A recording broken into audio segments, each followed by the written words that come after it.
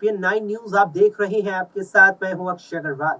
उत्तराखंड सरकार ने राज्य में यूनिफॉर्म सिविल कोड को लागू करने को लेकर बड़ा ऐलान किया है। सरकार ने कहा है कि जनवरी में यूसीसी का ड्राफ्ट कमेटी की तरफ से सौंप दिया जाएगा और फिर इसको लागू भी कर दिया जाएगा। एक कार्यक्रम को संबोधित करते हुए मुख्यमंत्री पुष्कर सिंह धामी ने ये जानकारी दी। सीएम ने कहा कि अब हम उत्तराखंड में समान नागरिक आचार संहिता को भी लागू करने की तैयारियां कर रहे हैं।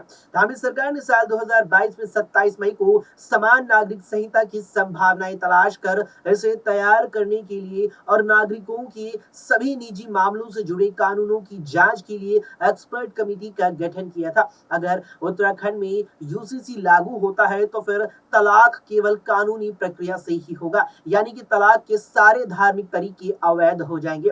नए कानून के दायरे में तलाक के हसन और तलाक के एहसन भी आएंगे। विवाह बिना किए एक साथ रहने यानी कि लिव इन रिलेशनशिप में भी बढ़ते अपराधों पर लगाम कसने के लिए यूसीसी में प्रावधान दिए गए हैं। यूसीसी लागू होने पर लिव इन की जानकारी तय प्रक्रिया के तहत सरकार को देनी होगी, यानी कि लिव इन में रहने के लिए रजिस्ट्रेशन कराना होगा। रजिस्ट्रेशन की प्रक्रिया के तहत ही लिव इन रिलेशन की जानकारी लड़के लड़की के माता पिता को भी दी जाएगी। जानकारी ना देने पर सजा का प्रावधान होगा। यूसीसी में बहुविवाह, हलाला और इद्दत पर भी रोक लगाने का प्रावधान है। लड़कियों की शादी की न्यूनतम आयु में भी बदलाव किए जाने की संभावना है और इसे बढ़ाकर 21 साल किया जा सकता है। सबके लिए शादी का रजिस्ट्रेशन जरूरी होगा। अगर विवाह का रजिस्ट्रेशन नहीं हुआ होगा तो दंपत्ति को किसी भी सरकारी सुविधा का लाभ नहीं मिलेगा।